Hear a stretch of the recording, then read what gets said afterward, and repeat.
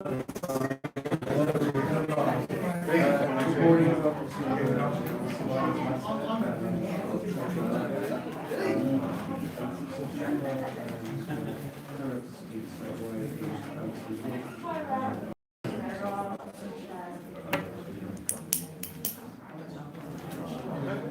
morning guys. Morning. Right, yes, so we're all here today for the Telford NAGAH Open Day. Bit of a conference really more than a one. But just a day where you can find out about what we're doing, what we hope to achieve, and just basically find out more about us. And we have a few speakers as well from our Survivors Matter family, and find out more about them and what they do across the country.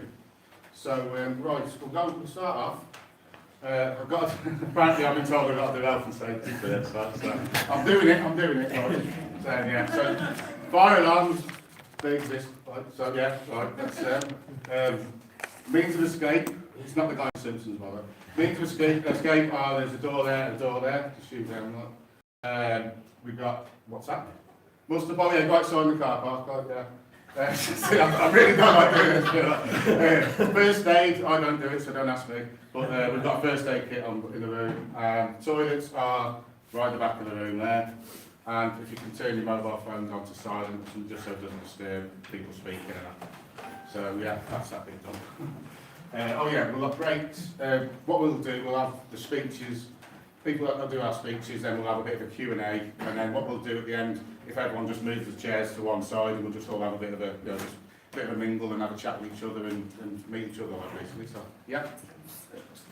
Cool. Right. So the order today, like I said, you'll be hearing about us, Telford NAGAH, and what we're doing. We're going to speak to the brilliant Billy from the PAG UK. Who'll be talking as well. Yeah. We'll have Dan from Shatterboys will be saying a few words as well. And unfortunately we have Dark Light down to speak, but unfortunately there's family, Mike can't make it today as there's been a bereavement in his family, so we just want to offer our sincere condolences and sympathy to the family, and we're thinking of them in this difficult time anyway, so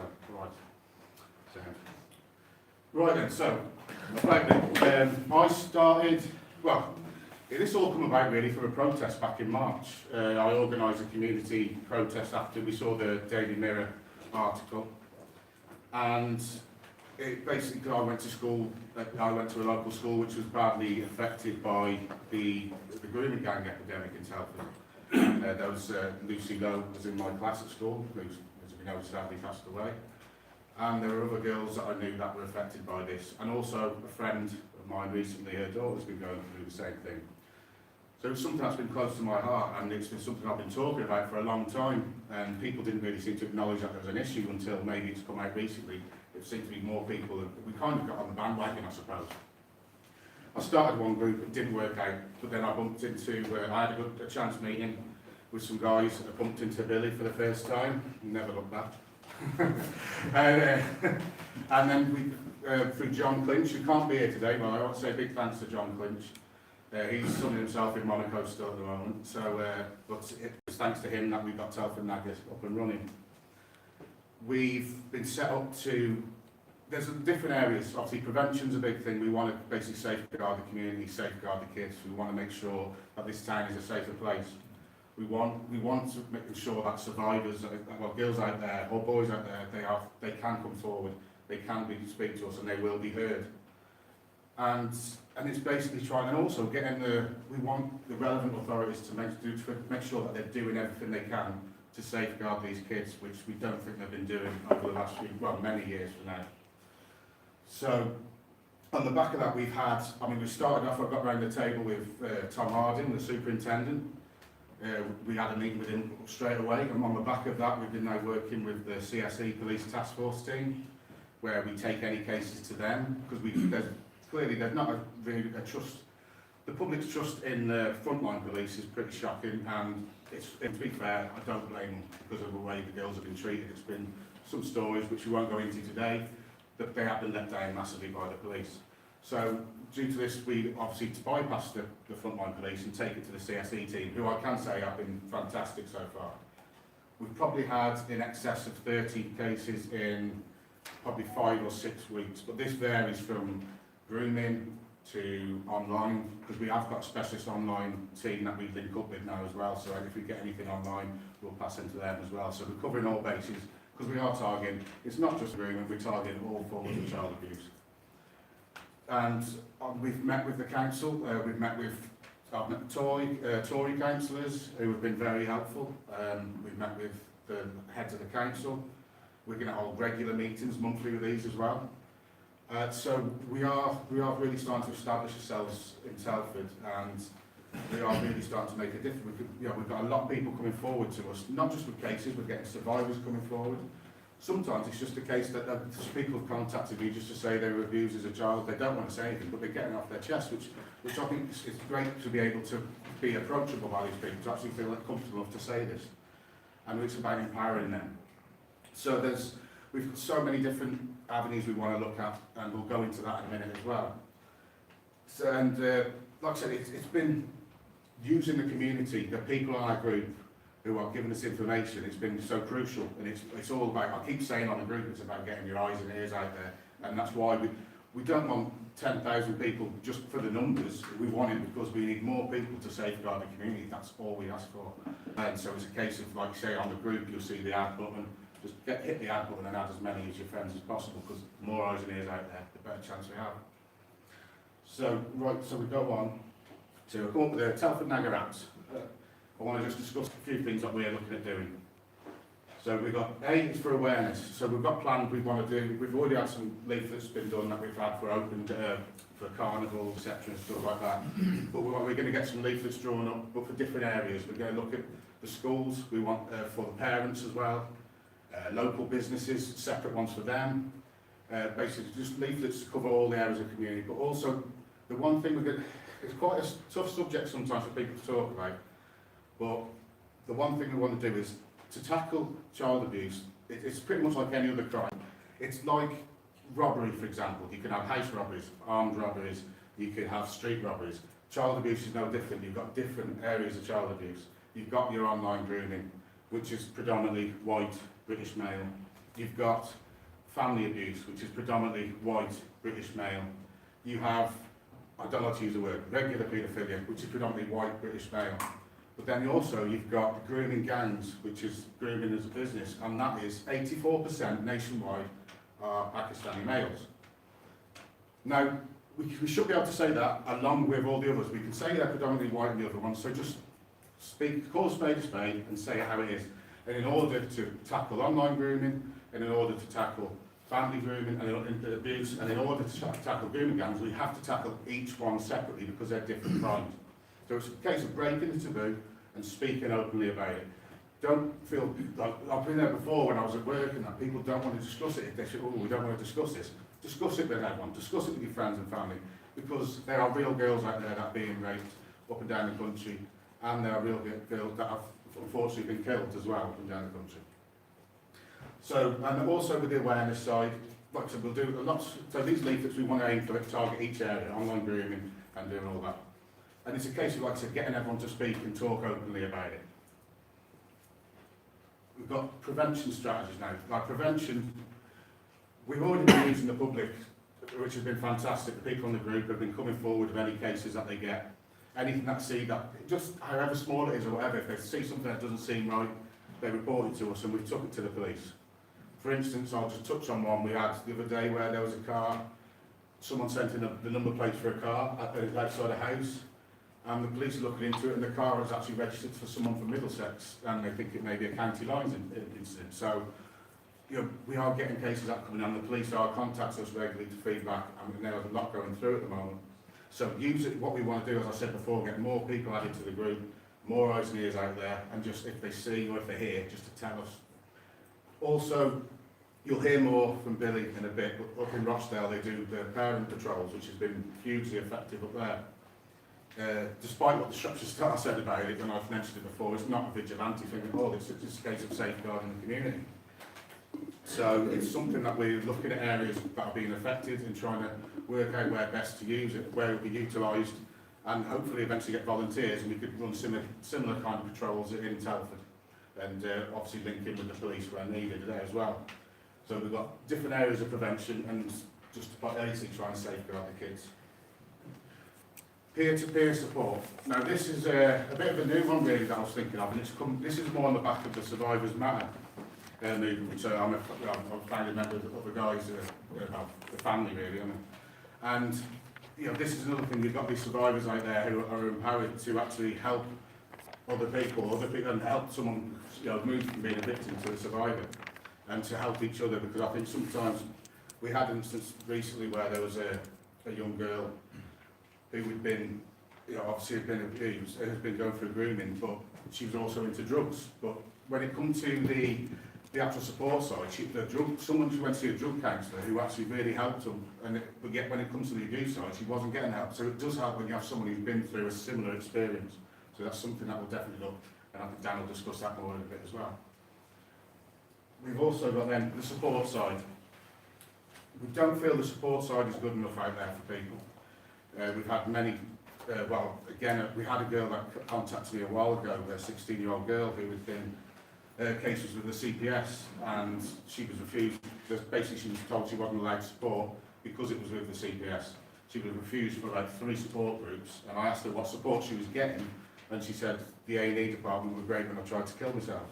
And that just shouldn't be happening. It shouldn't be like that. They should be getting support all the way through. And also, you might have seen recently in the papers about the fact that these, in the court cases, if someone is going through, is getting counselling while there's a case going on, the defence team are allowed access to their notes, and I think that's disgusting. They shouldn't be allowed access to their notes.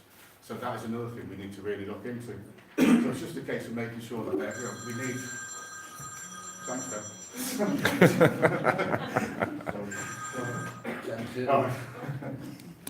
Well, let's start again.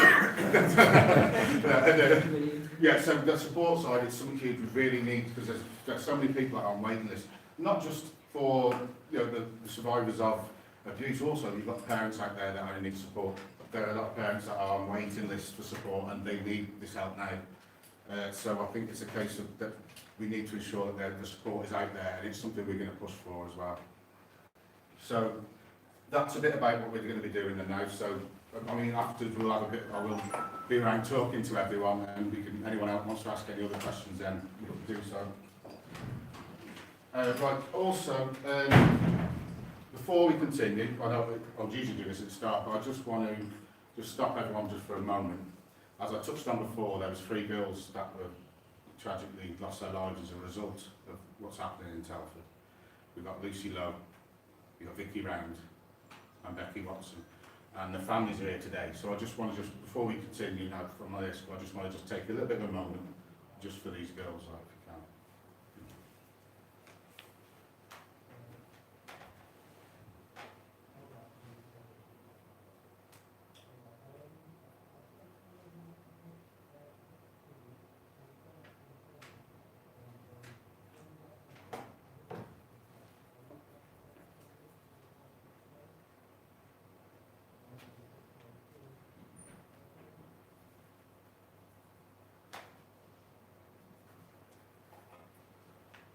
Okay.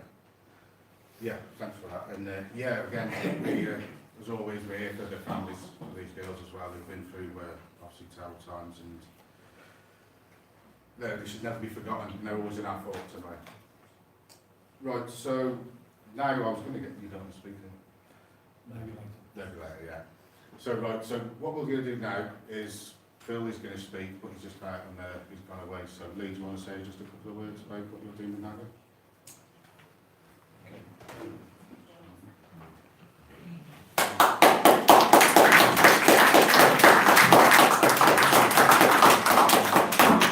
What a great turnout.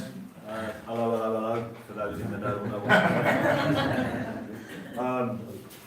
Just to say really, I'm just a little bit of what's going on, because this guy here, Anthony, has done amazing things, as I'm sure you're aware, and really I'm just like a round of applause for the guy.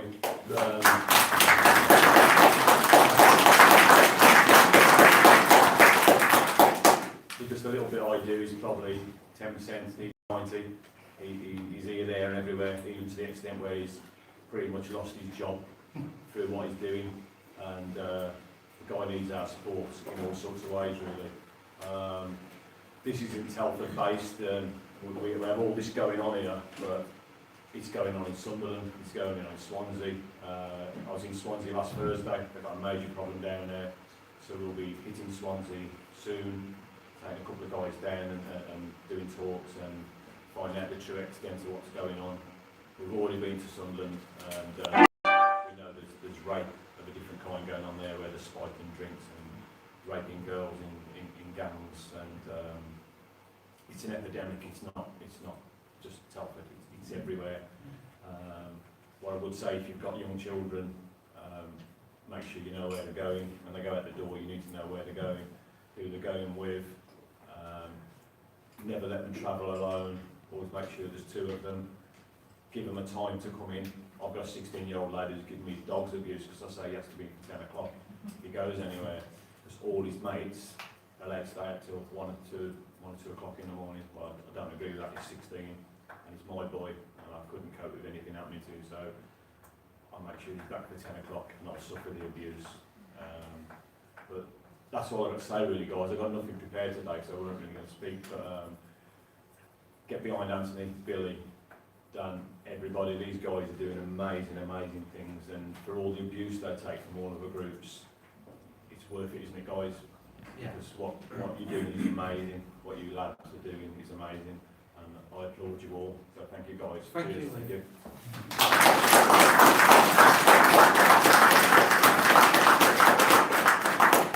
Cheers, like saying, well, we're going to have, we're going to get Phil up, but he's not here, so then I was going to get Billy up, but he's just gone off as well. So we'll just hang about. But yeah, I suppose I can carry on. Have you found it? Can you get some chairs, please? Oh, yeah. So, there he is. Here's Phil, yeah. Keep on waiting, Phil. Sorry, it's quiet. Right, yeah, so we're going to have, this is Phil Lafferty from Voice and CSA. He's part of the Survivors Matters family as well, and he's going to come and say a few words as well. Oh, Yeah. oh, all right.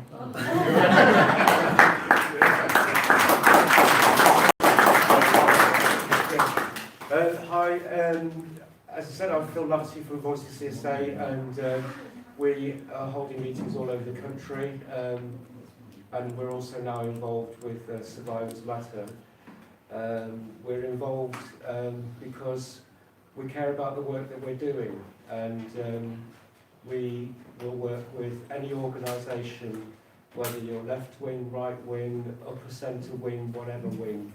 When I first told that I was working with right wing groups, I said, oh, I'm left-handed though.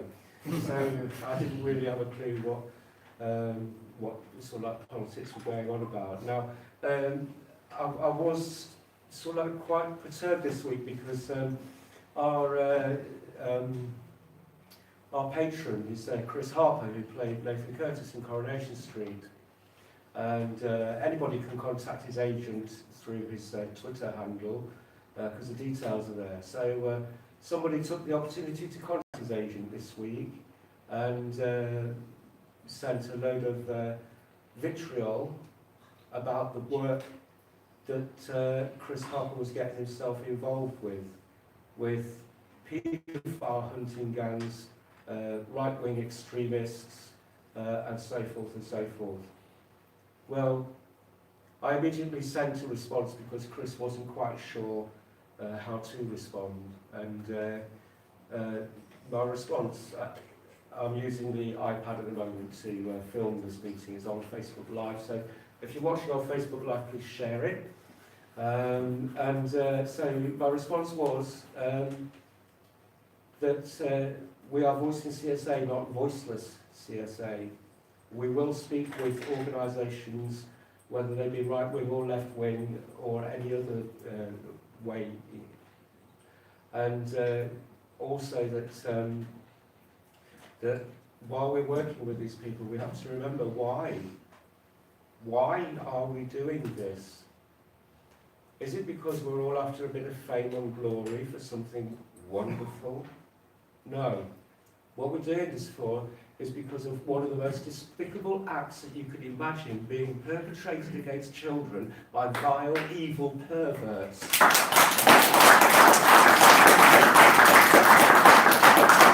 And there are many people in this room today who have suffered that child sexual abuse as a child because they knew no different, because their minds were taken and twisted by evil.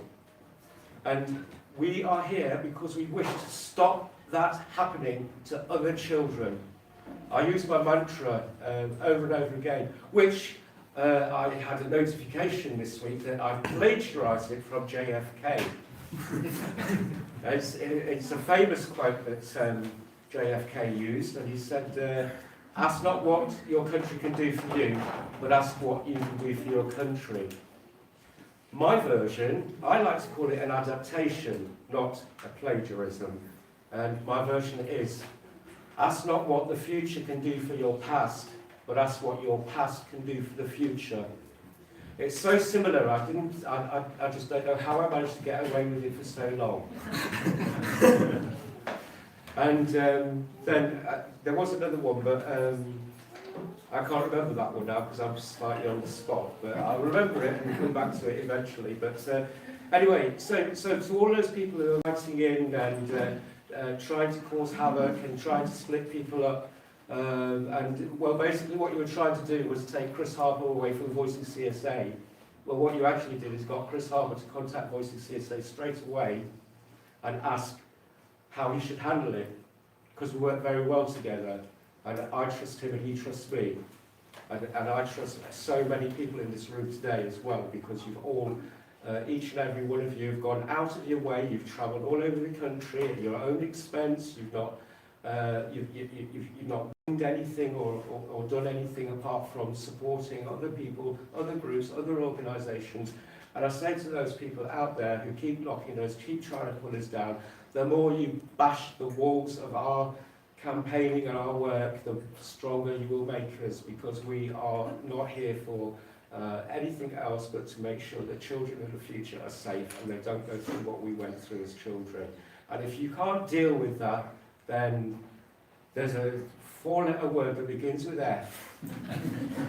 And basically you use that one and off. Thank you.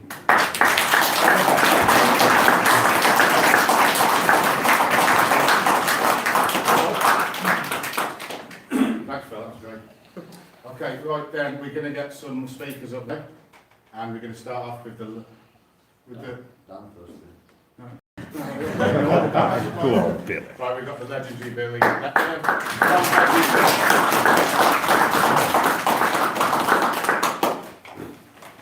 Right guys, as you can tell, I'm not much of a public speaker, so I just wanted to say thank you to Acne, thank you to the rest of the NAGAH team for having us here today. But first of all guys, isn't it a crying shame that groups like us have to exist? Yep. In this day and age, I find it unfathomable. So I'm Billy, I represent, and this is Dean on the front row, Wayne on the front row, and Emma Linda on the front row. We represent PAG UK from Rochdale. We set up in 2014 amidst the grooming scandals that our town was going through. We many things to what we do. We try to help with support. What we mainly deal with is prevention. In doing so, we're out on the streets every night. We're checking what we call red zones every single night. We're seeing incidents every single day in Rochdale still. The services in Rochdale tell us it's all in hand and we've learned by our mistakes, lessons have been learned and everything's okay. It's not, it's a lie, and we've proved it time and time again. We're getting cases in through the door every single day. We are now working with the police and things are getting better, but it's still happening and it still hasn't been addressed. So we're looking, that of course, in Rochdale, that's what we do to prevent it happening to everybody's children in Rochdale and safeguarding, which we do on a daily basis. But I'm not going to talk about PAG UK today. I want to talk about Telford NAGAH, because I've been around Telford NAGAH pretty much since day one, advising where needs to advise and where they want advice. And I just wanted to say what a great job that Anthony's done and how far he has come, and the amount of people he's helped in such this short time is next level unbelievable. and he has to be thanked for that, because it inspires me for what I do to be able to carry on. Because I won't lie to you, after doing it for 7 years nearly, it gets a bit down, you feel a bit flat, you feel like doing this and nothing's happening, and then you see a group like NAGAH come along, and you say, hang on a minute, look at this guy, look at all the people he's helping, we can do more of that, even though we were doing it anyway, we could do more of that. And no doubt I've adopted some of NAGAH's techniques, NAGAH's adopted some of ours, same with Shat Boys, I've adopted some of your techniques, Dan, and you've obviously adopted some of theirs, and it's coming together to create a wonderful family that's not going to be able to be rivaled around the UK in preventing children from being abused. That's why we exist, and that's why Survivors Matters exist. So thanks guys for having me, it's been great to come all the way down here, and I hope together going forward there's a partnership and there's prevention.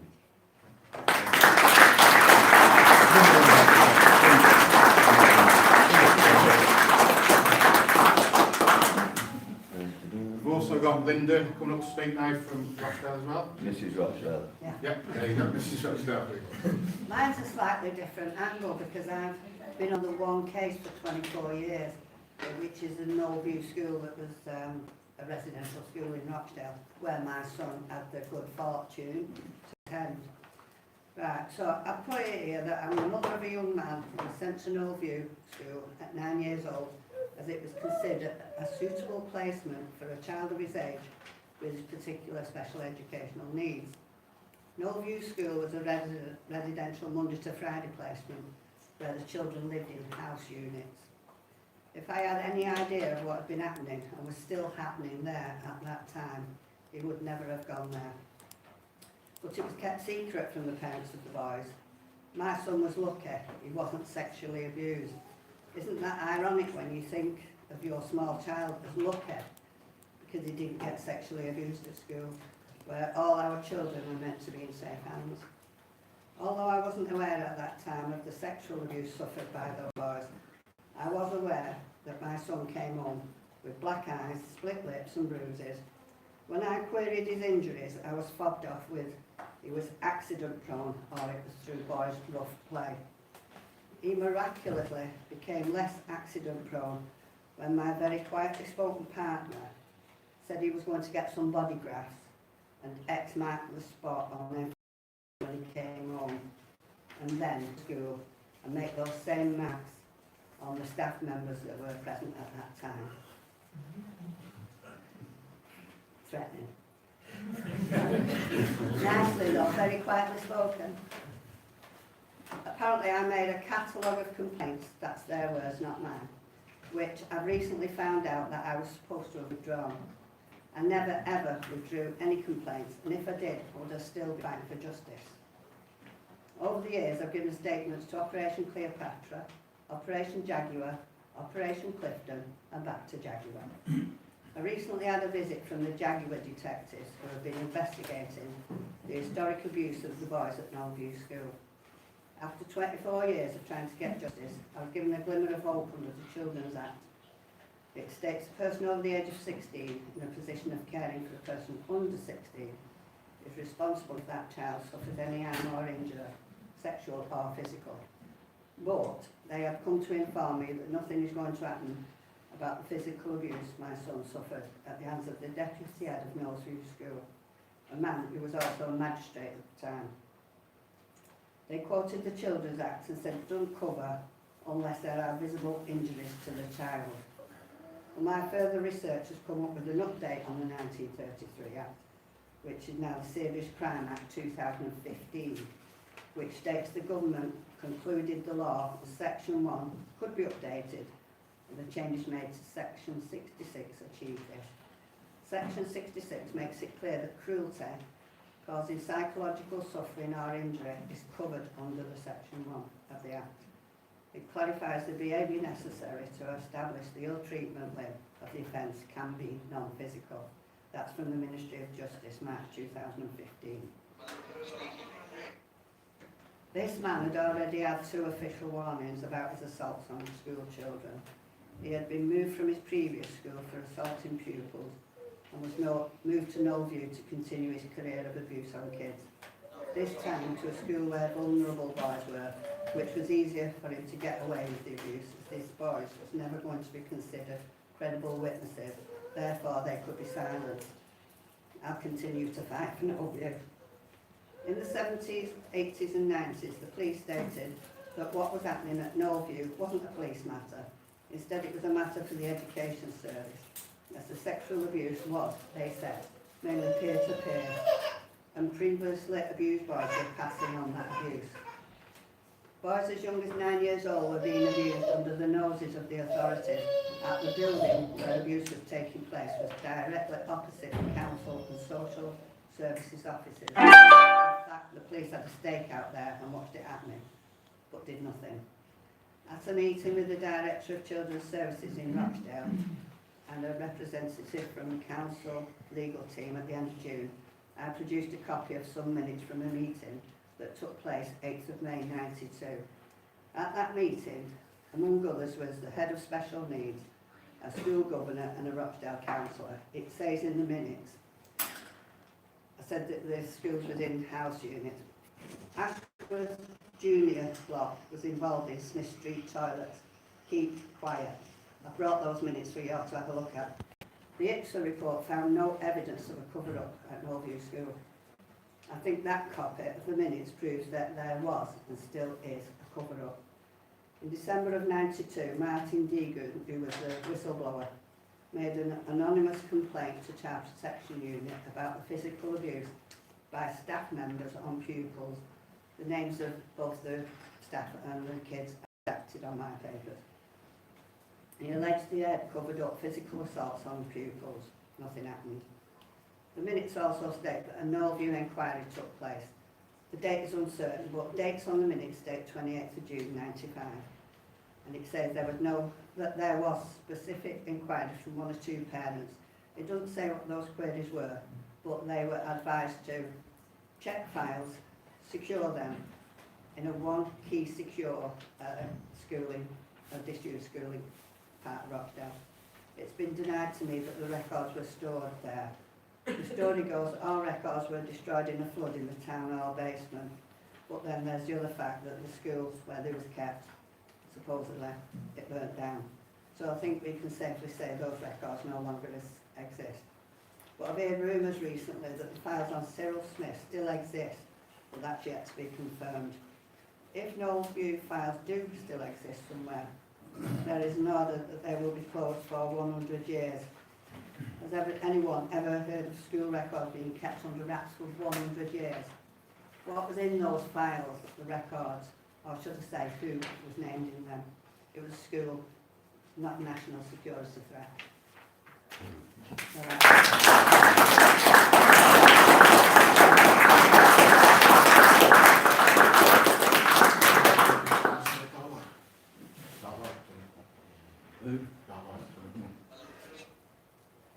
Right, we've got Another speak for Mike or? yeah, Go on. go on. Yeah, right, we've got Richard Garline again. Yeah, I'll be back again. Yeah, just going to speak about Garline because Mike might be in Yeah, but as Andy's already had another partner of theirs called Mike who runs the organisation Dartlight, a wonderful hunter group that catches many, many people. Just give you some stats. 8 months, 70 paedophiles, 100% conviction rate. He's not here, but if he was, he'd give him a right good round of applause.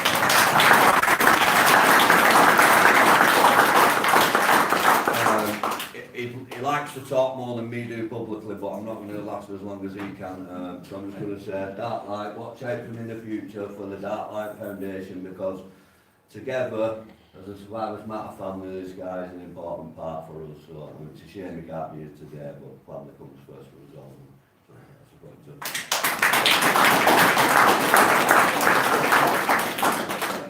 Right, we go on the next one. We've got Dan come speak to us. He's a great speaker.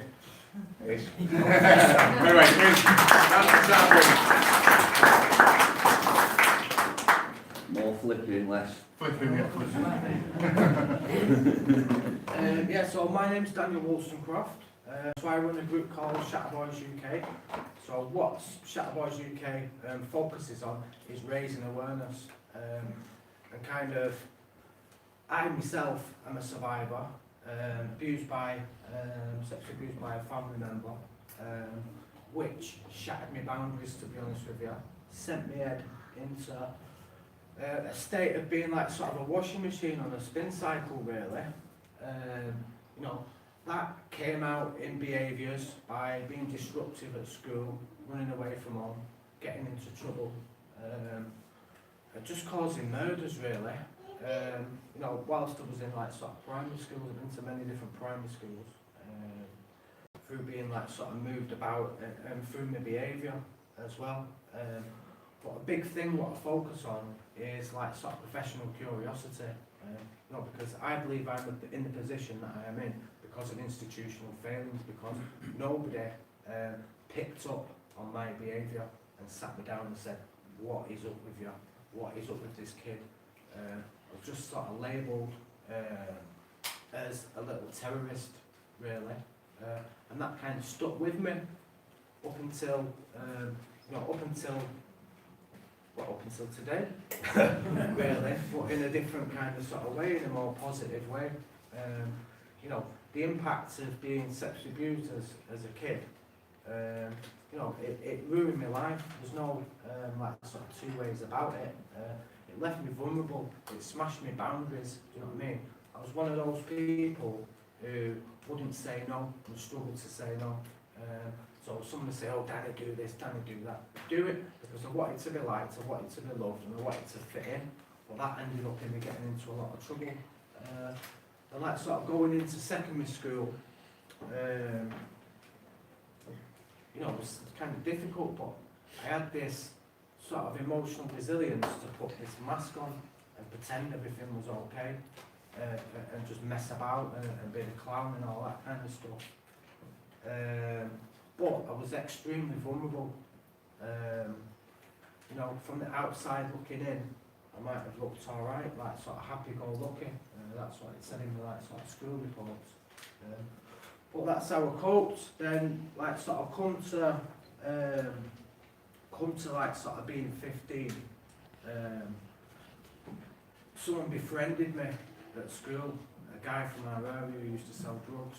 Everybody looked up to him.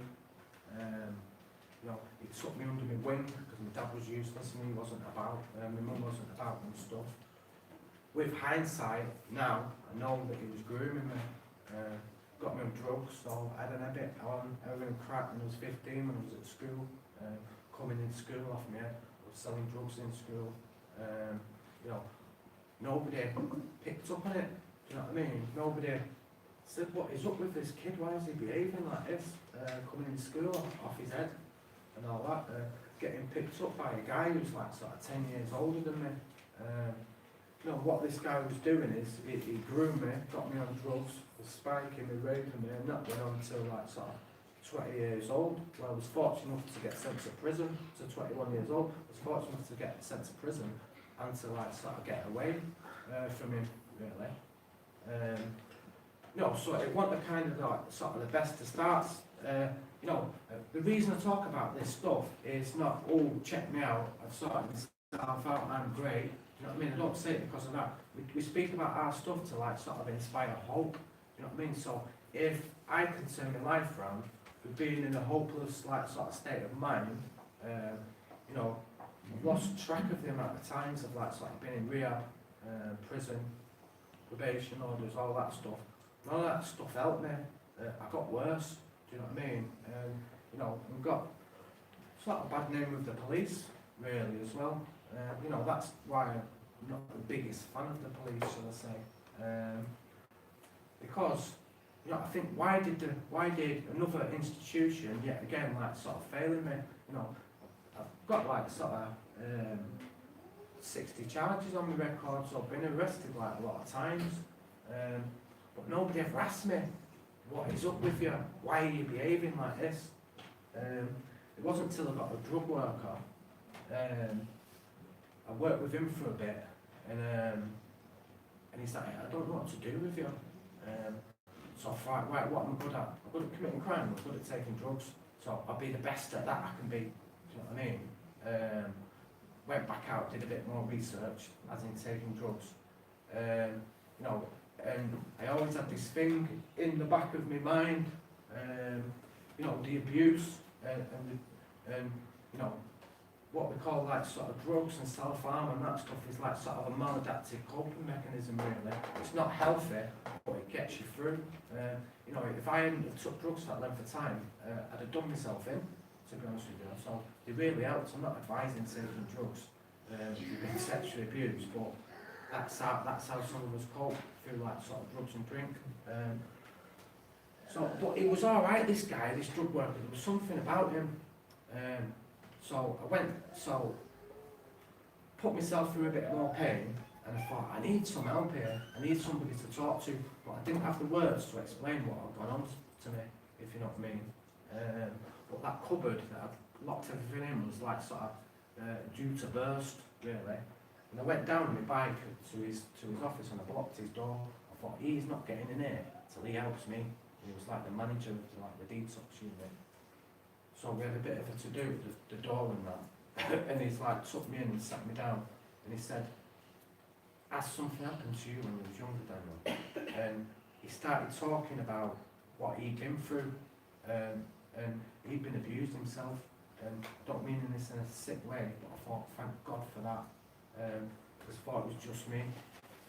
No, because lads like me from estates where we're from, they don't talk about this stuff. You know what I mean? Because, you know, as a boy or a man, like sort of growing up, you know, it's showing a weakness. You're not going to go to prison and tell lads on the wing you have been sexually abused. You know what I mean? Because, you know, you can be painting a target on your head, and you need to keep yourself safe. To talk about this stuff, like I said, is to get vulnerable. You know, and the last time that I got vulnerable, I got sexually abused. You know what I mean? So that stuff sticks with you. But because this guy had been through similar to myself, I trusted him. There was an identification there, and there was great power in that. And what he did that day is he gave me a gift. That might sound cheesy, but he gave me permission to speak. Do you know what I mean? Not that I needed permission, but I needed that like sort of helping hand, really. You know, and that's when things like started to improve, and that's when I got a bit of hope, really. And he got me into he got me into detox again. So I went and done another detox. Come out with some hope, but I'd still not dealt with my stuff. So it was only going to be a question of time where I picked up drugs again. He started he started a support group, and he invited me along with peer support group. Went along and he said, right, what you're going to do is you're going to meet me at 9 o'clock on a Saturday morning for 20 weeks, and we're going to sit down and talk about this stuff. And I thought, well, nothing else has worked. So I did that, and started to get better, really. Started attending the support group, started putting the chairs out, making the brews, that kind of stuff. Started volunteering, and a job opportunity come up. Applied for the job, got the job. The education's not good because I was being abused at the time, so I couldn't really concentrate on like sort of what was going on. So I took a risk, took a chance on it. Ended up working there. Then I got my like sort of group worker qualification, I got my counselling certificate and stuff. I struggled, to be honest with you, and some other qualifications. I struggled to do that stuff because I'm not academic. But managed to like sort of push through it. Then a job came up at a national inquiry into child abuse.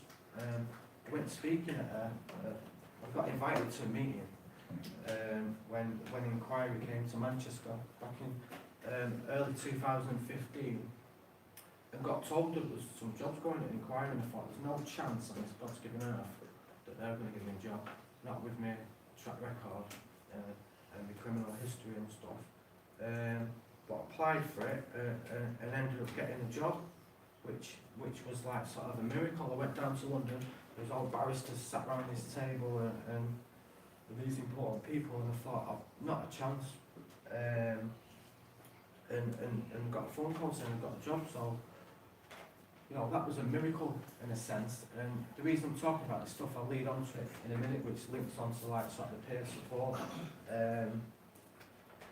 You know, that's when I started to get some like sort of proper belief in myself and think, you know, I need to do something for other people. What's been like sort of done for me. You know, stuff bit I've missed out though, which is like sort of important on is the police. So when I was working in my other job, I was delivering training to Greater Manchester Police.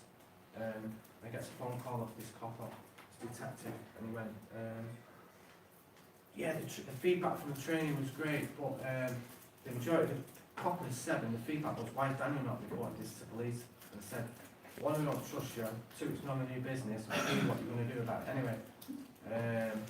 But it was alright, this copper, and he was the first one, because some of them coppers who was at this training had arrested me, you know what I mean, and I've walked in and I thought, Jesus Christ, you know what I mean, what I was talking about is how to deal with survivors, and trying to sort of rectify how they could have dealt with me different, and kind of sort of use myself as an example, in a sense. So I thought I'll take a risk, reported to the police, took the statement, did the video interview and stuff. So he spoke to me, my uncle, because he was the first person I disclosed to about my granddad sexually abusing me. My uncle come back and said, I don't know what you're talking about. Daniel's never said like nothing like that to me. Had a massive argument in the street about it. So that was nonsense. The guy who groomed me and raped me, other people come forward, and the CPS and the police come back and said, Daniel, they went, even though some people come forward, they went, you are not a credible witness. We spoke to your school and he was a delinquent when he was a child. So you're not a credible witness, so we're dropping the cases. Even though people come forward who've been abused by the same guy and they said exactly the same thing. And they said, the guy who groomed me and raped me, he was, I was 15 at the time, and what the CPS come back and said, the CPS are saying you consented. And it's like, are you having an absolute laugh? So, to be honest with you, that knocked me for 6. And I know where the guy lives, I parked up outside, he's pulling me car, and I thought, when he comes through that door, he's getting squashed to that wall. That's the place that it got me to. Because I didn't get any justice from the criminal justice system, you know, you feel backed into a corner. You know, this is the impact a failing criminal justice system can have on a person who's been sexually abused as a child or raped as an adult. When nothing gets done, you can feel like you're sort of backed into a corner. You know what I mean? And it's like, what do you do with this stuff? You know, do you start taking drugs on it again, which is a form of self-harm? Do you kill yourself? You know what I mean? This is how it flipping affects you. This is the impact issues that institutional failings flipping have on you. In terms of my family owned Warburton's bread, and that was my granddad who abused me. So my next step with them, because my family covered it up because they didn't want it coming out, because they didn't want to tarnish the name and stuff, is thought, I'm going to get on that roof, on the factory roof where the family office is, I'll get up there with a megaphone and a banner, I'm not going to come down until I get a public apology. That was my other plan. But I thought, if I do that, I'm going to get sacked from my job.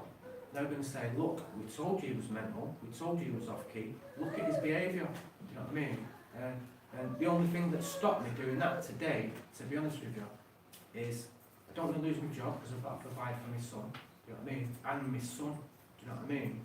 You know, I don't want him I've not been in prison or anything while my son's been born, do you know what I mean? And I don't want him to not have his dad because I need to be there to protect him and stuff, and help him grow up into that sort of fine young man, do you know what I mean? Been fortunate enough, it's going down another route like now, a good route. Someone stepped forward to like sort of help me out with that case and stuff. No, but this is where it gets us. Do you know what I mean? It's the point where it gets us, where people are self-harming, kill themselves, they're taking drugs, they're taking drink. They might even throw themselves into work and become a workaholic. Anything to disassociate. anything to disassociate from the reality of what's going on. So what do we do with all that stuff? What do we do with all that nastiness?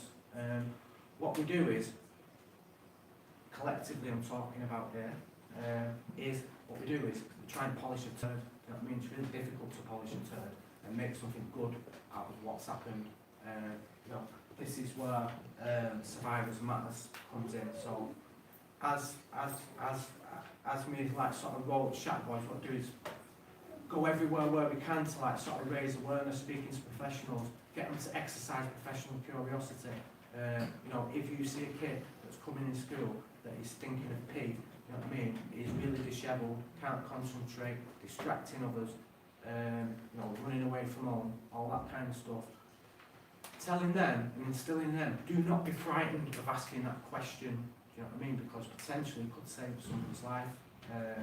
You know, I'm not just talking about young children, I'm talking about teenagers and adults. If you spot something like that, you know, even if you're not a professional, do you know what I mean, I'm not, you know, me asking someone if something happened to you when you was younger, yeah, nobody is ever shattered into a million pieces, do you know what I mean?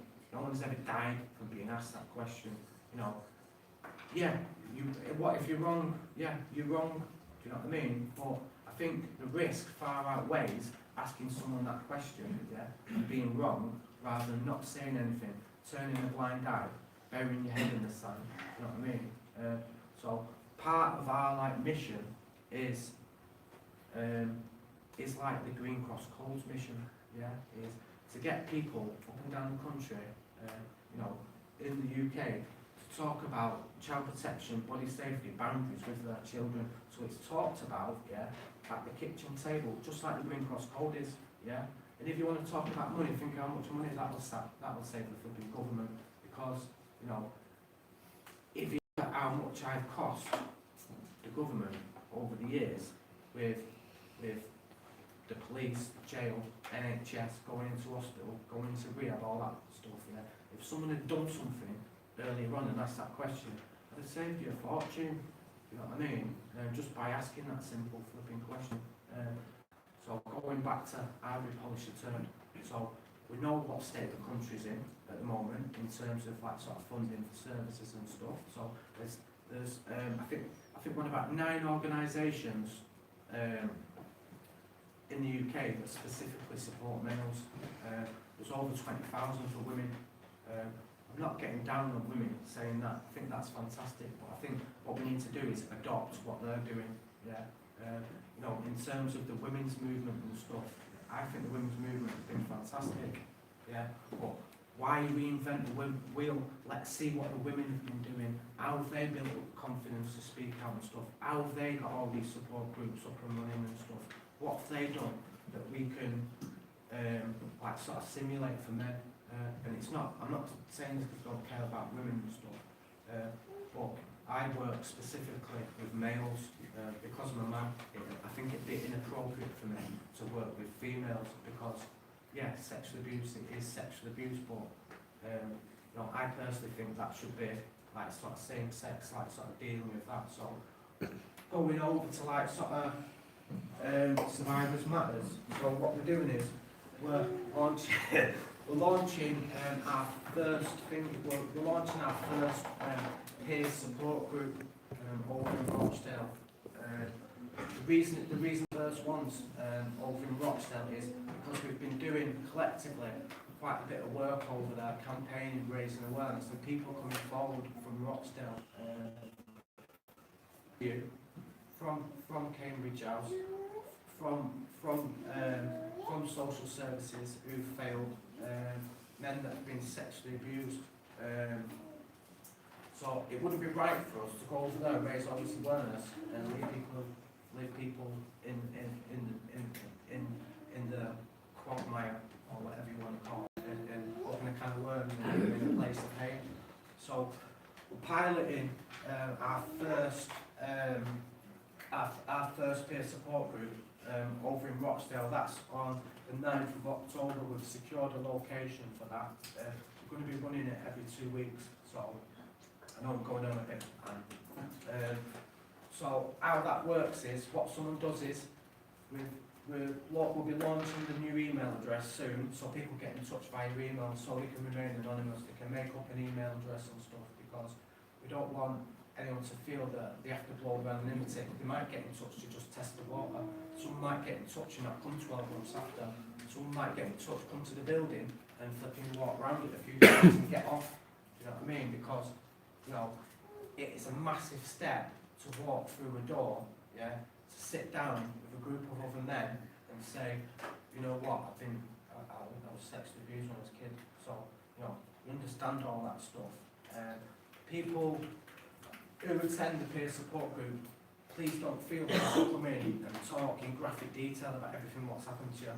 That is not the case. You know, everybody knows why everybody's there. It's not a knitting club, it's not a Lego club, you know what I mean? We're here for the same kind of sort of reason. You know, if you don't say anything while you're in that group, there's a powerful statement just by you being there and flipping sat on that chair. So the first group's going to hold 10 people because that's safe to manage. It's not counselling, it's peer-to-peer support. What it's about is it's focusing on moving forward. Because the thing is, if you use the analogy of like sort of rear view mirror, if you're always looking in the rear view mirror, you're going to hit something and you're going to crash. Do you know what I mean? So what we want to focus on is moving forward. So it's a group of survivors, male survivors, yeah, not just of sexual abuse, as physical abuse, because we don't want to, you know, we don't want to kind of like sort of leave anybody out, because trauma is trauma. Do you know what I mean? So it's about coming, identifying with other people who've been through similar experiences to yourself, and more importantly, sharing between you coping mechanisms, tools, how you've come out the other side and how you've moved forward, and that's why I shared a bit of the story. So Survivors Matters, a group, we've got 9, I think we've got 8 groups under Survivors Matters at the moment. So what it is a bit of an umbrella group, because what we've established from the work what we've been doing, like sort of working in silo, it's been really our graft, yeah, and we've not been as successful as we could have been. We're easily ignored as a lone voice, yeah. What we're doing is we're travelling throughout the UK and gathering other groups of like-minded people who want to help raise awareness and move forward together, because there needs to be a shift in society's thinking, because generally speaking, when you start talking about sexual abuse to people, general members of the public and stuff, they either don't want to admit that it goes on, don't want to talk about it because it doesn't affect them, or just like sort of bury their head in the sand. And to us that is not acceptable, because everybody's got kids, as in you might have children yourself, but you've got family members, and who wants a child getting hurt? You know what I mean? So we've come together to be stronger collectively as one voice. You know, once we build up an army of people, which we will do, I guarantee, yeah, we want the public behind us and we want survivors behind us as well. And we will not be ignored, and we'll be going to government, taking our flipping collective issues to them. So just building up our like, sort of strength at the moment. Just one thing, what I'll end on, touching on briefly on what like sort of Phil said. You know, we get attacked left, right, and centre. It's dead boring, to be honest with you. You know, for an example, they did an article in the Sunday Times about me. I think it was last Sunday, saying Daniel works for National Inquiry into Child Abuse and is associated with paedophile hunter groups. Then tried linking me to some sting where the paedophile was actually, he had hold of one of the hunter's legs, he shrugged him off, he fell over and he scraped his face on the floor. The Times tried to say that he beat him up. Do you know what I mean? That wasn't the case in that specific incident, and it was referring to dark light. Now, one of my kind of sort of how people think they can get one over on me, basically, and silence me, is if I say anything or speak out about anything, we're going to bring the inquiry and get you sacked. You know what I mean? There's barristers done it, you know, the papers have done it, loads of people have done it, trying to get me sacked. It's a regular kind of occurrence. But my association with Dark Light is one person in particular who runs Dark Light, and I'm not blowing his anonymity because he's said it himself publicly on numerous occasions. He is a survivor. You know what I mean? I am not going to not engage with survivors. Yeah, don't care where they're from. Yeah, what we're doing is about community engagement. Yeah, but people try and take a pop all the time, try and infiltrate, you know, get us all arguing, get us falling out, and try and destroy what we're doing. The only thing I can think of to come up with that is, you know, a paedophile's best weapon is silence, and we are anti-silence. We're not anti-flipping any race or anything like that. We're anti-silence. We want people to speak out, and by encouraging people, by encouraging survivors to speak out about their experiences and seek justice. You know, if you want to call that paedophile hunting, then call it paedophile hunting. But that is a knock-on effect of what we do at Survivors Matters. We don't hunt paedophiles. You know what I mean? I'm not running around the streets with a belly on. You know what I mean? As some people would like to think. You know, we're just encouraging survivors to come forward and get justice and get their lives back. Yeah, and use our stories and our experiences as a vehicle to encourage people and spread a message of hope. You know, I'm not saying there's a magic wand or a magic cure that will make child abuse or the trauma you've been through go away. But what I'm saying is you can get into recovery from this stuff. You can move forward. You can gain power and control back over your life and be functional. Do you know what I mean? You know, I've had a lot of, since I disclosed, a lot of interventions to help me move forward with this stuff, but this stuff doesn't go away. Do you know what I mean? But it doesn't cripple me. Do you know what I mean? It doesn't dominate life, thinking about what's happened. What does dominate the life and consumes life is this cause. You know what I mean? Because it's something that I'm passionate about, something all the group members are passionate about, and just want to raise awareness. You know, so for people to like sort of take a pop at Dark Light is, I believe, is like sort of unfair, because if you look at the facts of what's happening, is Mike's not here, this is why I'm kind of sort of speaking for him. No, he stepped away from what he's doing. He started Dark Light Foundation, and what that is about helping survivors. So Mike will be running the peer support group with me. How can anybody have a pop at that and slag him off for that when he's helping survivors?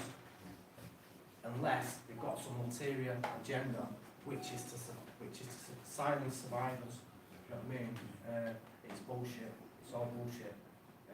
You know, we're doing what we're doing. We're not going to stop. We're going to keep on moving forward. We're going to keep on raising awareness until we crack this thing in the UK, which is this stigma about you don't talk about child abuse. You know what I mean? So, she'll kill me. So Lorraine, I nearly forgot then, Lorraine, who can't be with us today, so I'm talking about male survivors here, and you might think, well, what about women? You know what I mean? Like I said, it's not appropriate for me to support women because women have women's issues. I struggle with my own missus. You know what I mean? So, what do I know about women? Do you know what I mean? So Lorraine, who's not with us today, is a member of Survivors Matters, runs a group called My Voice No More Silence, which is open to females. Chris is open from Survivors of Abuse.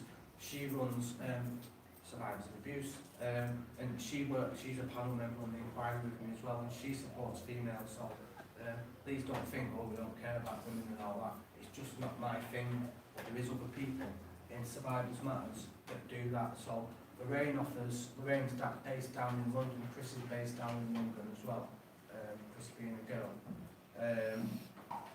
And they offer face-to-face support and online support through My Voice No More Silence, which you can get in touch with them via their sort of Facebook page. So I'll leave it there, and thanks everybody for listening, and thanks everybody for coming today as well.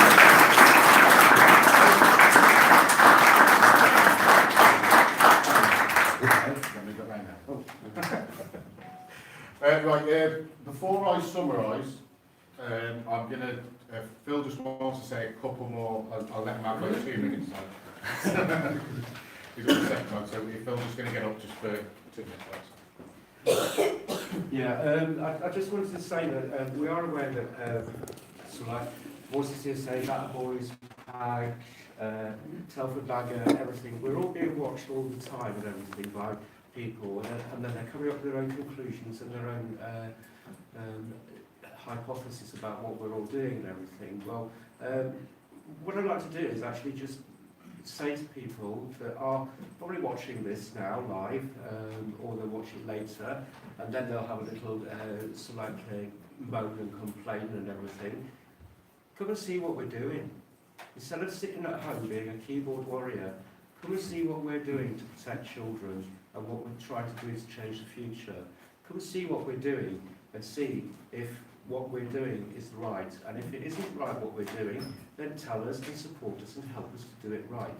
Okay? That's the main message. The other part of the message is that the Home Secretary announced this week that £21 million being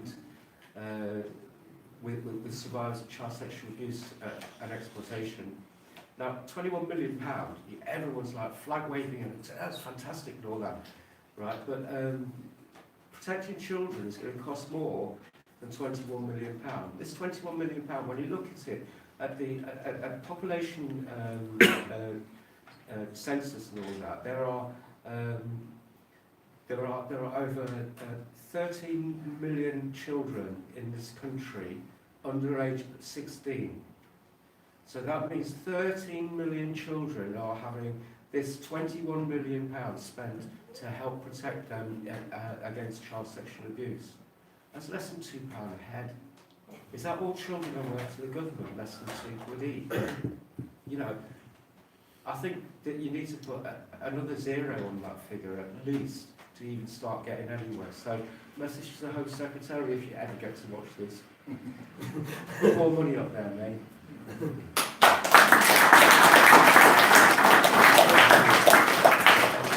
Right, so bit of a summary really, so about what our aims and that really. I want to touch on, people always say to each other about, oh, it was great years ago, how the communities were together, you know, you used to leave the back door open, you know, everyone knew, you know, people knew everyone on their street. But then they say, oh, it's not like that anymore. But it's not like technology. Technology is going to be here, it's not going to change, but people's attitudes can change. So one thing is we need to encourage communities to get back to how they were, you know. If there's Barbara at number 28, you haven't seen her for a day, you know, pop a check on her, have a cup of tea with her, you know. Speak to your neighbours, speak to them on your street, get to know them, get to know their kids. You can see then if there's anything that doesn't seem right. Communities need to be together and they need to be like they were years ago. You know, we've got the digital age or whatever it is that separates people moving here, there and everywhere. But communities, just get to know your community. And it brings me on a bit to I'm a fan of music myself, but there's John Lennon once said a quote, is that a dream we dream alone is only a dream. A dream we dream together is reality. And that's what we need to play on, the togetherness. You know, together we can safeguard the community, together we can protect the kids, together we can make a difference, and together we can bring about change. So get adding your friends on the group, get more people on the group. We need your eyes and ears out there, and we can all do this, one community and one voice, and then we can protect the kids. So, all right, cheers, guys.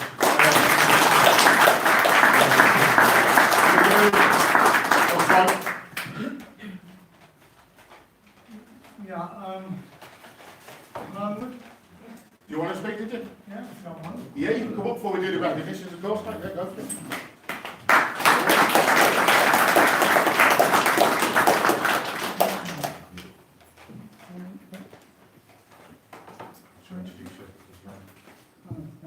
This is Ray.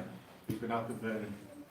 Hi, yeah, I'm just saying like, yeah, if anybody needs to ask any questions about the Pakistani, the Muslim community and what they're doing, please feel free to do that.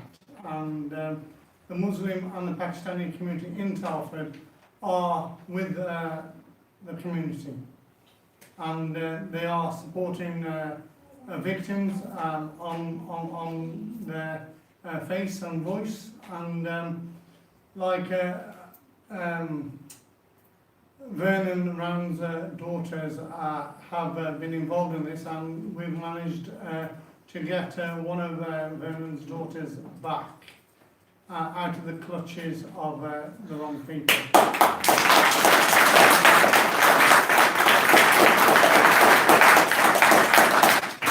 Yeah, this isn't just one-sided. This is a community problem. We're all part of the community, and we are here to stand side by side. Our daughters are your daughters, and your daughters are our daughters. Thank you very much.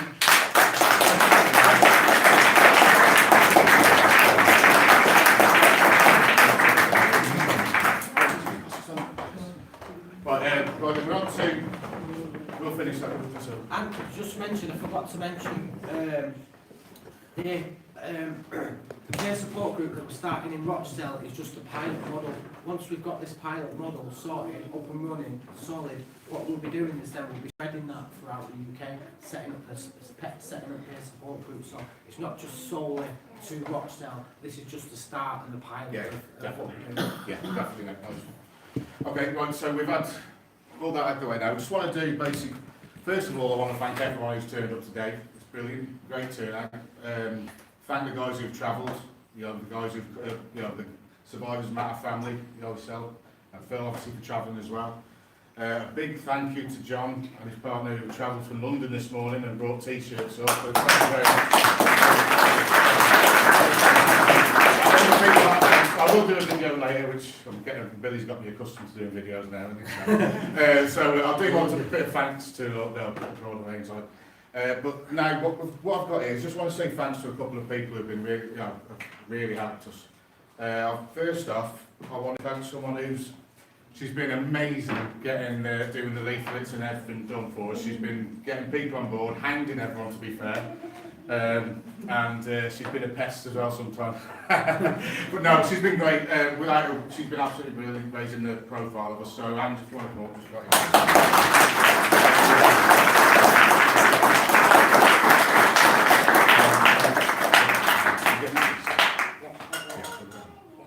I'd just like to say thank you to everybody that's come forward and took leaflets and cards off us, and they've gone through over 2,000 doors over Telford over the last 2 weeks, and the reason we all do it is for the kids. So, thank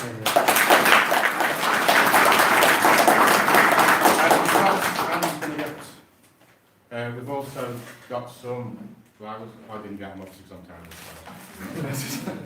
This is for the person that's been fantastic with getting these banners and all our leaflets. So I'm going to embarrass her mainly because she's a Man United fan. So Natalie, would you call and get them?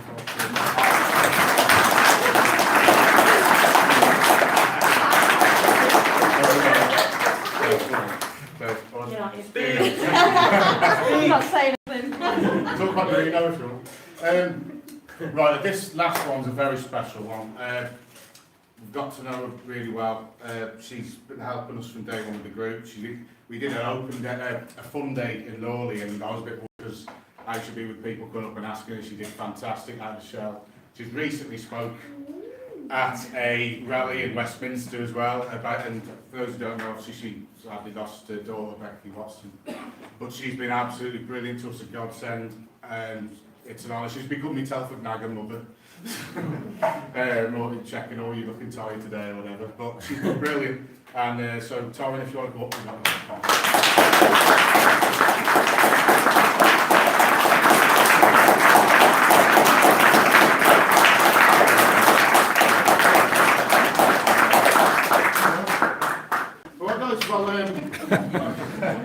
now we're embarrassed, that's the main thing today. Right, well, we'll do questions, but to be honest, we've been sat around for a while, so what I think we'll do, if we'll skip on to... Yeah, let's have a couple, yeah. Oh yeah, also thank the stepdad for the slides.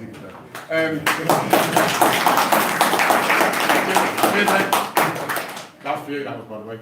Miles away. Yeah, if you want to just get up and just just move your chairs to one side. We'll sort that after. Then everyone just have a bit of a mingle and have a chat. So ask any questions. Well, cheers, guys. Thank you for watching.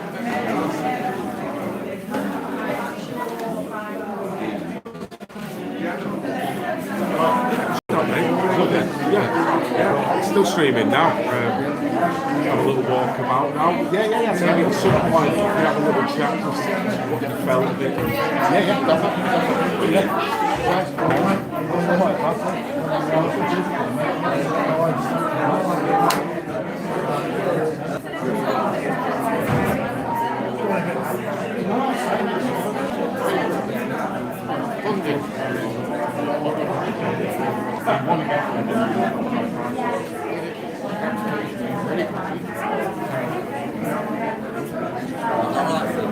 Same, mate. Busier than I plan to believe.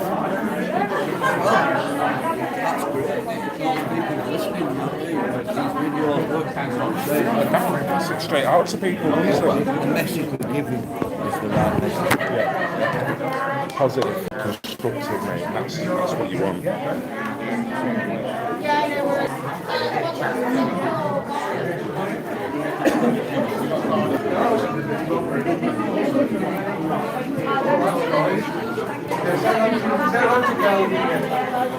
Right.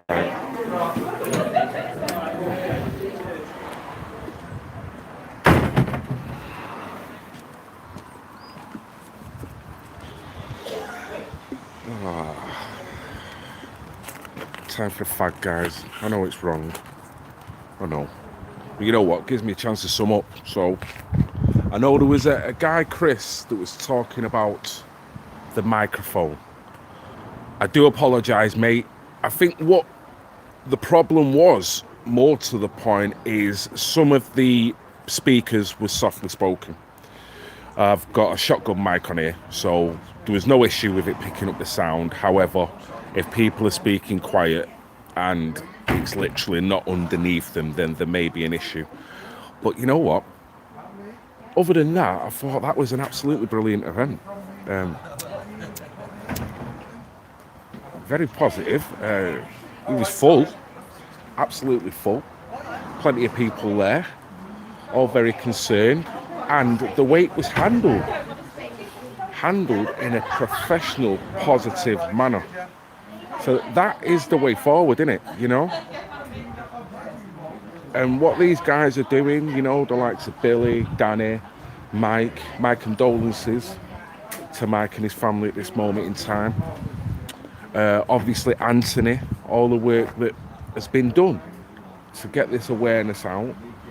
It's absolutely fantastic. To cover it, it's a pleasure. Hopefully I'm going to at some point maybe grab a little interview, so I'm probably going to stop the stream in the next few minutes. I'm going to get back onto hard recording and just talk to people, whether it be speakers or people who are here, if anyone wants to talk, and just get a consensus of what's going on. But in terms of positivity, that was brilliant. That was brilliant. Yeah, cheers, guys. No, it's a pleasure. It's a pleasure, you know. I mean, the only bad thing is absolutely pissing down, guys. Just shocking. Absolutely shocking. Got my big coat on, look. First time I've had to wear my big coat this year. What's going on there? Turn your speaker volume up. Then jump out of your skin when they... I tried. I did try turning the speaker volume is actually at its maximum. So there's nothing more I can do. Nothing more. Yeah, I was actually contemplating whether to do the live feed or whether just to record it and upload it later.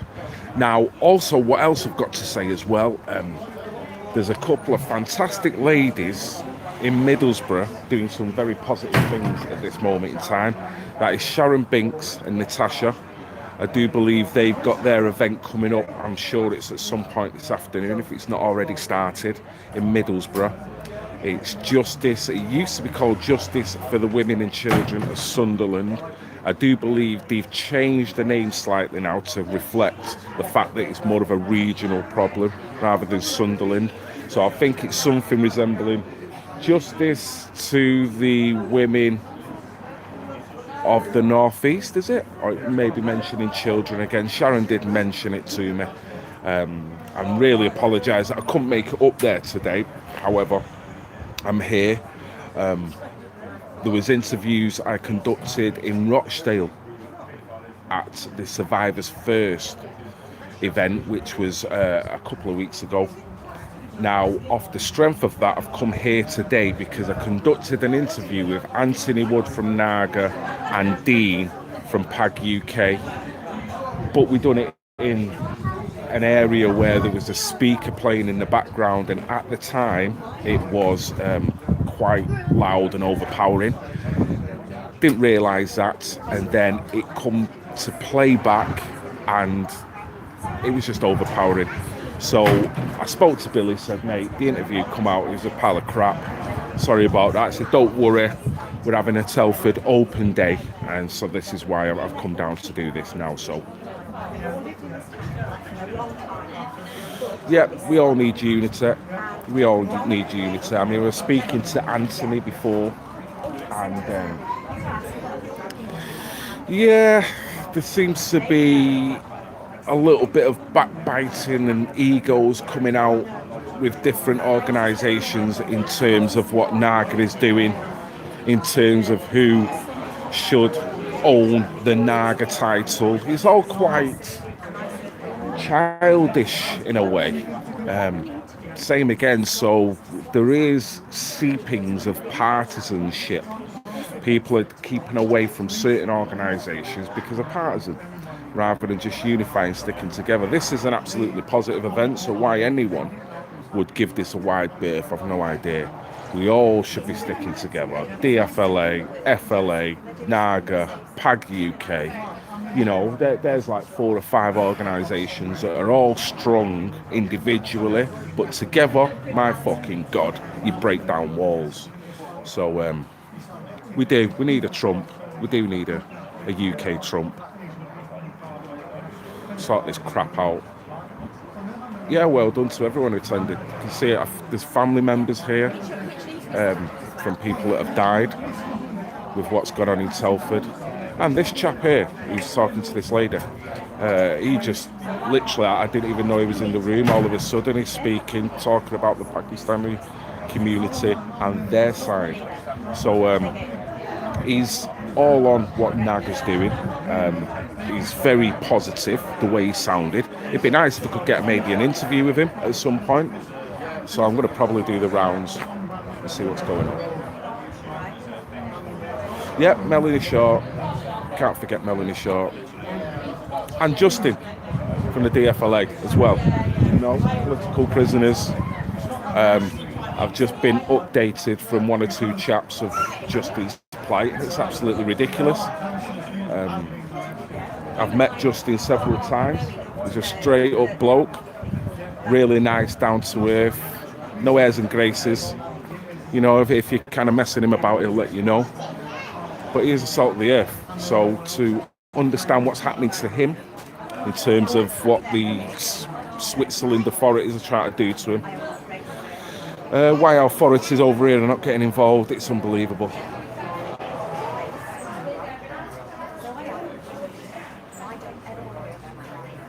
So yeah, I hope you enjoyed the stream, guys. I'm going to probably call it a day now.